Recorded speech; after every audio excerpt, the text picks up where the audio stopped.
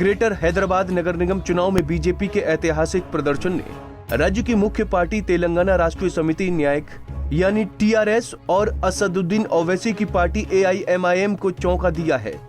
Greater Hyderabad नगर निगम में 150 सीटें हैं। इस बार के चुनाव में किसी भी पार्टी को स्पष्ट बहुमत नहीं मिला है, जिसके चलते कोई भी पार्टी अपने दम पर मेयर बनाने में सक्षम नहीं है। मेयर बनाने के लिए अब किसी दो पार्टी को एक साथ आना ही होगा। ये सभी को मालूम है कि टीआरएस और एआईएमआईएम साथ आएंगे और मेयर भी इन्हीं दो पार्टियों में से किसी एक का बनेगा। लेकिन इस चुनाव में सबसे बड़ी उपलब्धि बीजेपी की रही। शानदार प्रदर्शन करते हुए बीजेपी दूसरी सबसे बड़ी पार्टी बनकर उभरी।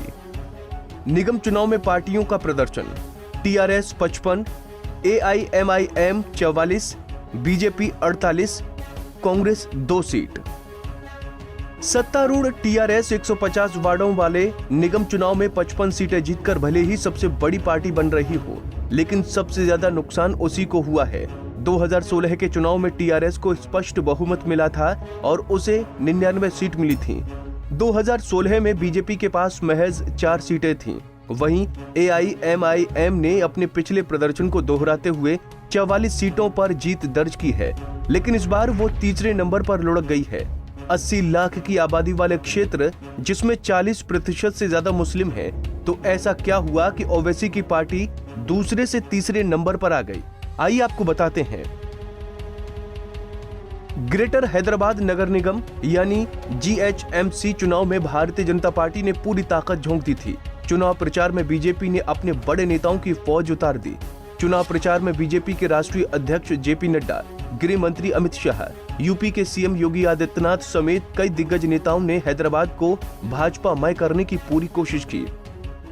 बीजेपी ने स्थानीय मुद्दों की बजाय आर्टिकल 370, रोहिंग्या शरणार्थी, पाकिस्तान जैसे राष्ट्रवाद से जुड़े मुद्दों को जोर शोर से उठाया।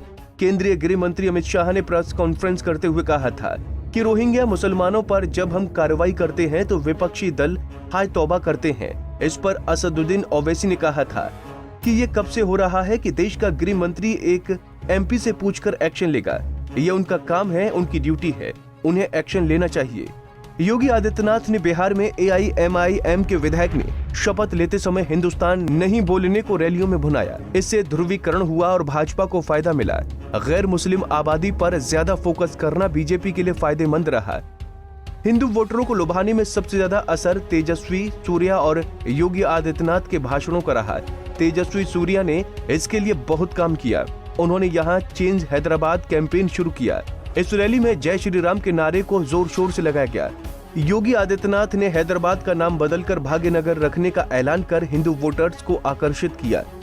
बीजेपी हिंदुओं को ये समझाने में भी सफल रही कि टीआरएस और एआईएमआईएम के बीच अंदर ही अंदर गठबंधन हो चुका है। अब अगर टीआरएस मेयर की सीट के लिए एआईएमआईएम का समर्थन लेती है तो बीजेपी का दावा और भी पुख्ता हो जाएगा। एआईएमआईएम नेता और असदुद्दीन ओवैसी के छोटे भाई अकबरुद्दीन ओवैसी ने पूर्व प्रधानमंत्री पीवी नरसिम्हा राव और तेदेपा के संस्थापक एनटी रामाराव की समाधियों को लेकर विवादित बयान दिया था, जिसे बीजेपी ने चुनावी रैलियों में भरपूर भुनाया। हमसे जुड़े रहने के लिए हमारे YouTube चैनल को सब्सक्राइब करें और नई वीडियो की नोटिफिकेशन के लिए बेल आइकॉन को दबाएं। अगर आप ये वीडियो Facebook पर देख रहे हैं तो लाइक जरूर करें और ज्यादा से ज्यादा शेयर करें। धन्यवाद।